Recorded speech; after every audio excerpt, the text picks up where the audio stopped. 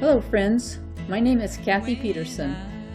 I'm a member of the Loose Change Gospel Band and the author of A Tale of Three Silos.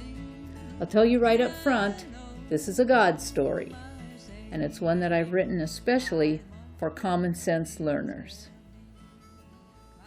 Teachers will tell you that common sense learners are those students who are always asking, how? How is that possible? How can they do that? How does that work? While others might be asking why questions, or what questions, or what if questions, common sense learners just want to know how. One characteristic of common sense learners is that they have a hard time believing anything that doesn't make sense to them, even when, maybe I should say even especially when, they're hearing it from the so-called experts. I have to confess that I'm a common sense learner myself, and I can relate to that very real hesitancy to believe things that I just don't understand. I also confess that I'm a lifelong follower of Jesus. That's been a little problematic for me because a lot of the things he did and said are truly hard for me to understand. I make a terrible evangelist because I can't force myself to just repeat talking points about Jesus written by others, maybe especially those written by the experts that just don't make sense to me.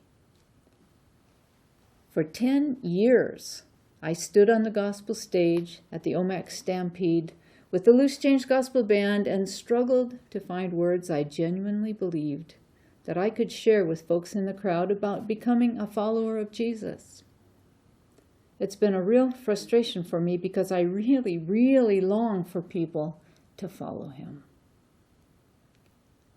But during the 2020 year of the pandemic, a year in which the Omak Stampede was canceled, I had lots of time to think about how I could explain the gospel to myself and to others. And so I set out to write what I would call the Loose Change Gospel. As I prepared to write, I reminded myself that the gospel means good news, and the good news is the story of God's relentless intention to reverse the effects of evil in the world. God is laser-focused on restoring his once beautiful creation. And I knew that the answers to the how questions in my story would unavoidably swirl around the person of Jesus and his role in God's great restoration work. After months and months of alone time reflection, God dropped into my mind a very simple picture. And this is it. This is the Loose Change Gospel in a picture I've entitled A Tale of Three Silos. It isn't deep theology, it's just a picture that makes sense to me. The silos in the picture are like the ones you see on a farm. The farmer sows seed in his field, and then he reaps his crop, and then he stores his harvest in silos. That's the sequence: sowing, reaping, storing. A very simple concept. You reap what you sow.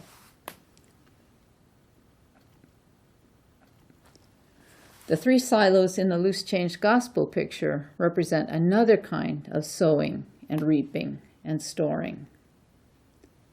They represent the accumulated consequences of our wrongdoing, the long-term results of the harm that we've done to ourselves, to others, and to God's good and beautiful creation.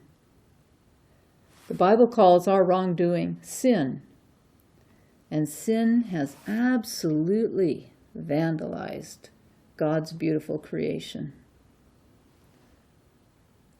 The picture says there's consequences for our sin. You reap what you sow. But the Bible is also very clear that the gospel, the good news, is not about reaping what we've sown or getting what we deserve. It's actually just the opposite.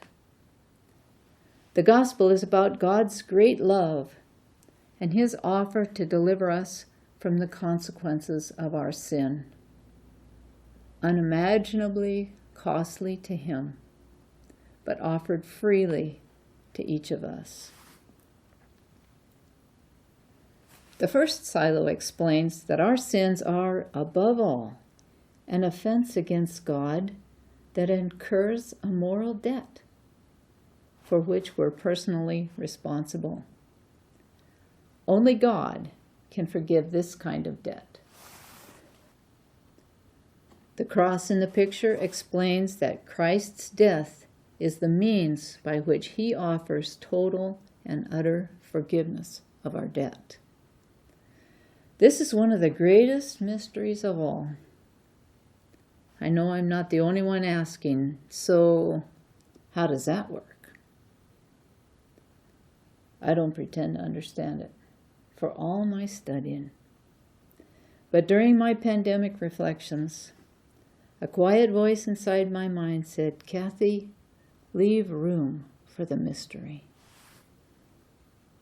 In that moment, it made sense to me that there are some aspects of the gospel that are clearly unexplainable. There's a bluegrass song that says, "Let the mystery be." What I can understand is that for each of us, our role in silo number 1 is to believe this very simple message: Christ died for my sin. My role is to stop trying to somehow pay for my sins myself and earn God's favor by my good deeds, and instead to entrust my spiritual well-being to this truth, that through Christ's death, my moral debt has been totally and utterly forgiven. The second silo explains that sin has broken our relationship with God. And the handshake explains that God has taken the initiative to reach out and mend it. He invites each of us into a place of personal relationship with him as his sons and daughters.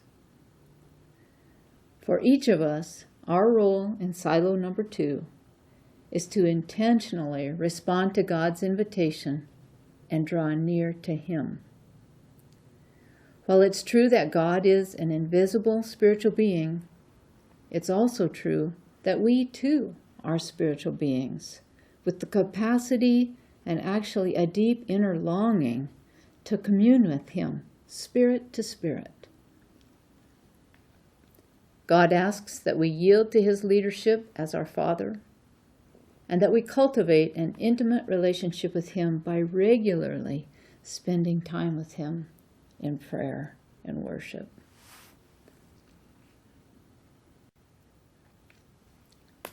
The third silo explains that the result of long-term habitual sin in an individual's life is a corrupted character. We end up with a damaged conscience that no longer guides us to do right, and a weakened will that can't resist temptation, a hardened, unloving, selfish heart, and a general attraction to the dark side.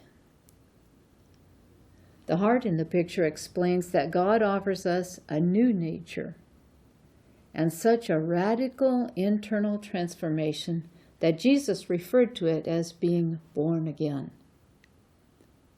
In dealing with silo number 3, God's Spirit actually takes up residence within a person and gives them the power to experience real and lasting life change. Our role in this transformation is one that some folks really struggle with.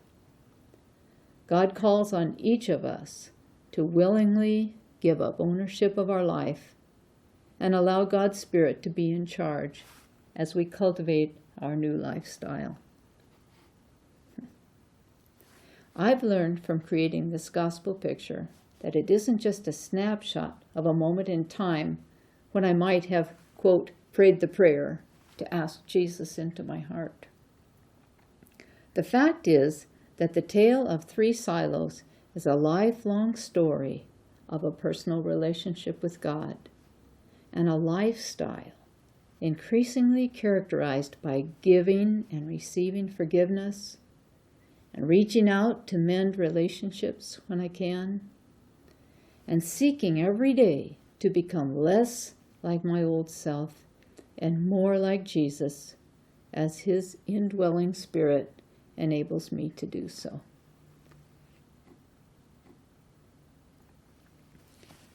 One thing I like about this picture is that I can remember it.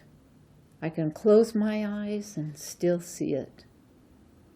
All through the day I can think about it and use it to better understand what God might be doing in my life and the lives of those around me. But best of all, it's enabling me to do something I've wanted to do all of my life, and that is to share the gospel with you. I hope that in this picture you'll see a sweet blend of that which is both understandable and unexplainably mysterious about the love of God that will make sense to you. I invite you, I urge you to write yourself into the script. Make this your own God story. Receive his forgiveness. Enter into relationship with him. And allow him to bring about the life change you've been longing for. Thanks for listening, friends. I hope you'll shoot me an email if you have questions or want to talk more about this. I'd really love to hear from you. Take care.